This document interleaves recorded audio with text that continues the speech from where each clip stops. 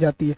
तो देखिए हवाई जहाज में जितना भी फ्यूल भरा जाता है वो इसके विंग्स में रखा जाता है, क्योंकि इसका विंग्स खोखला होता है और वो उसके लिए फ्यूल टैंक का काम करता है। छोटे एयरपोर्ट पर हवाई जहाज में फ्यूल भरने के लिए इस तरह से एविएशन फ्यूल के टैंकर घूमते हैं। लेकिन बड़ा एयरपोर्ट होता है जैसे दिल्ली हो गया, मुंबई हो गया, ऐसे बड़े एयरपोर्ट पर जो जहाँ जहाज़ें खड़ी रहती है, रनवे के बाद जहाँ एप्रॉन में जहाज़ें या रैंप के बाद खड़ी रहती हैं, तो जहाज की जमीन के नीचे से ही टैंक की सप्लाई रहती है।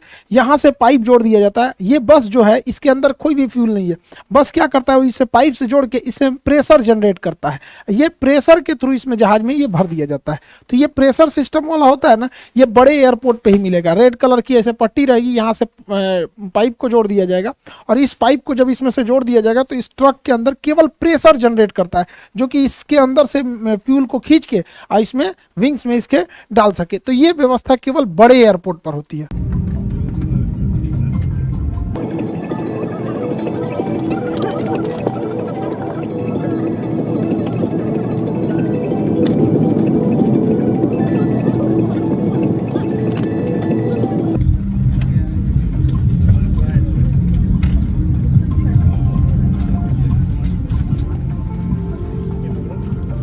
जहाज में जो फ्यूल डाला जाता है वो इसके विंग्स में होता है, आउटर, इनर, सेंटर, फिर इनर और आउटर विंग्स में ही भरा जाता है। फ्यूल भरने से पहले उसके अंदर से पहले वाटर को चेक किया जाता है, यहाँ पे थोड़ा सा ड्रॉप करा के इसमें से कि इसमें कहीं वाटर के ड्रॉपलेट तो नहीं है, ताकि पहले से कोई दुर्घटना से रोका जा सके। उसके बाद फ्यूल भरने से पहले इसको एक किसी न किसी अर्थिंग से जोड़ दिया जाता है, क्योंकि हवाई जहाज जब बहुत तेजी से उड़ान भरता है और लैंड करता है तो उसके चारों ओर स्टैटिक चार्ज जमा हो जाते हैं, इलेक्ट्रॉन्स हो जाते हैं, तो वो इसके रास्ते चले जाते हैं। अदरवाइज छूने पे बॉडी पे करंट मार सकता है। हवाई जहाज में जब फ्यूल भरा जाता है तो इसमें मेन फ्यूल टैंक यहाँ हो जाते हैं। इसके अलावे एक सर्ज टैंक होता है कि जब कभी टेम्परेचर बढ़ने से फ्यूल फैलता है तो उसको जगह देता है। इसके अलावे एक वेंट टैंक होता है। वेंट टैंक में क्या होता है, एक्स्ट्रा फ्यूल होने से वहाँ से वो ड्रेन होकर गिर जाता है और इसको जहाज के नेविगेशन डिस्प्ले के बगल में जो ये इंजन स्टेटस होता है उसके साइड के कॉर्नर पर फ्यूल दिखाता है। यहाँ पे दिखा रहा है 1452 लीटर फ्यूल है और इस फ्यूल का टेम्परेचर 15 डिग्री सेल्सियस है। तो यही कोना पे दिखाता है, उसको हम यहाँ जूम करके दिखा दे रहे हैं। जहाज केवल रनवे से ऐसा नहीं है कि टेक ऑफ और लैंडिंग के बीच के ही प्रोसेस को कहते हैं, उसमें कई सारे प्रोसेस होते हैं, अलग अलग फ्यूल लगते हैं सब।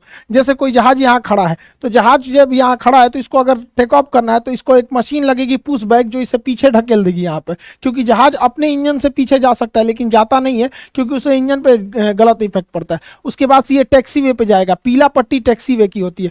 फिर टैक्सी वे से होते हुए अब ये रनवे पर जाएगा।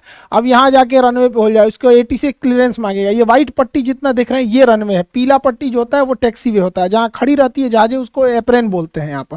आज मेंटेनेंस में जाती है तब वो हैंगर में जाती है, अदरवाइज में एप्रेन या फिर रैंप पे होती है यहाँ पे। अब यहाँ से वो टेक ऑफ कर जाएगा। तो इस दौरान जो ये पुशबैक हुआ था और ये गया था तो इसे हम कहते हैं टैक्सी। तो जहाज जब रनवे पर रहती है मतलब, तो जैसे देखिए ये एप्रेन से खड़ी होकर निकलेंगे सब और ये सब लाइन अप होके आ रहे हैं सब, किसके लिए, इस रनवे के लिए। तो इस दौरान के पूरे सफर को हम टैक्सी कहते हैं। तो इसके लिए जो फ्यूल रखा जाता है उसे हम टैक्सी फ्यूल कहते हैं, क्योंकि इसमें थोड़ा फ्यूल जलता है, ज़्यादा नहीं जलता है यहाँ पर। टैक्सी फ्यूल के बाद जब जहाज रनवे पे से टेक ऑफ कर जाता है, रनवे से टेक ऑफ करता है, तो टेक ऑफ के बाद जब तक लैंड नहीं करता है, इस बीच जहाज का जो सबसे लंबा दूरी होता है इसी को कहते हैं मेन फ्यूल या ट्रिप फ्यूल।